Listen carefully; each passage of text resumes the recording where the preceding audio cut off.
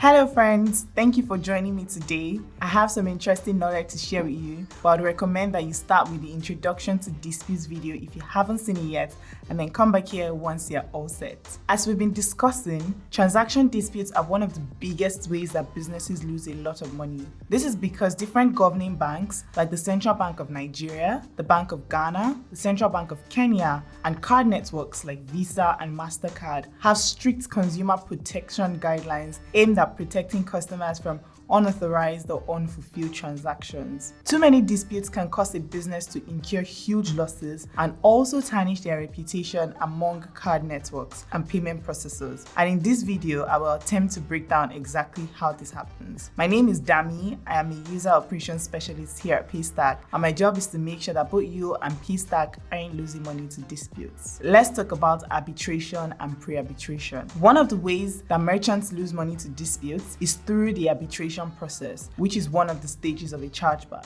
Now, we explained the different stages of chargebacks in detail in the introduction to disputes video, but I'll do a high-level run-through of the process again, just so you understand where arbitration comes in that process. When a customer reaches out to their bank to raise a dispute on a transaction, a number of things happen. The customer's bank sends that dispute to Paystack's bank, also called acquiring bank. Paystack's acquiring bank sends this dispute to Paystack, and after we receive it, we log the dispute on the affected transaction. This is when you usually get a dispute notification on your dashboard or via email. If you choose to accept a dispute, it means you're accepting to process a refund for the transaction. And while you can either accept to process a full refund or a partial refund for fraud claims, you can only accept to process a full refund for a chargeback. Now, when you decline a dispute, you're required to provide the beneficiary's KYC information. The beneficiary in this case is the person who received the service or value that you provided. You'll also be required to provide a receipt that proves that you have given value to the customer. In the event that you provide the wrong receipt or the information on the receipt is insufficient, the customer's bank will most likely reject the receipt and the dispute will be reopened. Once a dispute is reopened, it is now in a state called pre-arbitration. Card networks and regulators have strict fines for disputes in pre-arbitration, and this is where we find that most businesses lose money.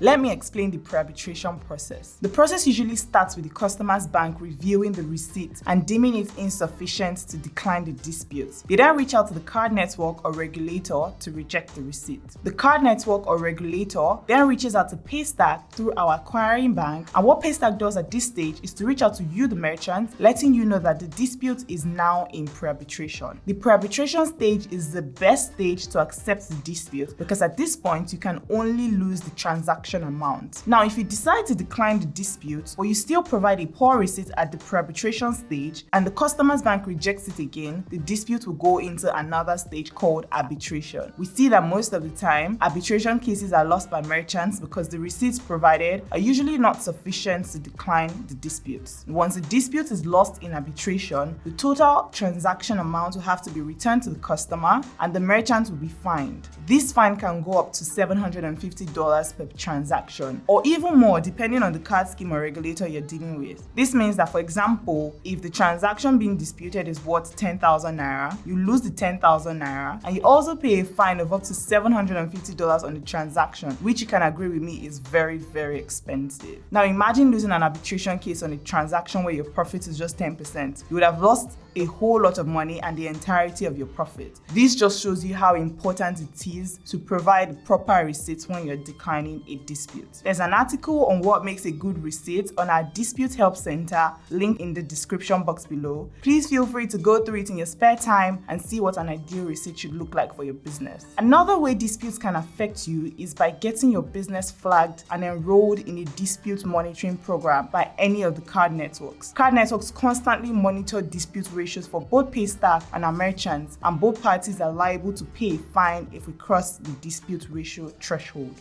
I know you're wondering, what's a dispute ratio? A dispute ratio measures the percentage of your transaction volume that comes back as chargebacks or fraud claims. At Paystack, there are two main dispute ratios, which are the chargeback ratio and the fraud ratio. We measure fraud ratio by dividing the total fraud value in a month by the total amount of money received that same month. So let's say the total amount of money you received in October is 100,000 naira, and out of this amount, 20,000 naira was reported as fraudulent. Your fraud ratio will be 20,000 divided by 100,000, which is 0.2. For chargeback ratio, we calculate it by dividing the total number of chargebacks you received in a month by the total number of transactions you received that same month. An example is if you received 100 payments in October and the bank raises chargebacks on 50 of those payments, your chargeback ratio will be 50 divided by 100, which is 0.5. In terms of thresholds, any ratio above 0.5% for MasterCard and 0.9% for Visa will get you enrolled in a dispute monitoring program. But internally at Paystack, we aim to keep the ratios below 0.3%. Finally, disputes can also affect you by reducing the trust that payment processors have in your business. Because the payments industry is governed by strict regulation, payment processors like Paystack are constantly monitoring their dispute ratio. This is to avoid getting enrolled in dispute monitoring programs and being fined by card networks or regulators for having a high ratio. If you as a merchant has a high dispute ratio, chances are that you will also cause a spike in the overall dispute ratio for Paystack. And in such situations, Paystack can decide to stop processing payments for your business, which can limit the options that your customers have to pay you and in turn lead to decreased revenue for your business. Your business can also get flagged by other payment processors who may refuse to collect payments for you.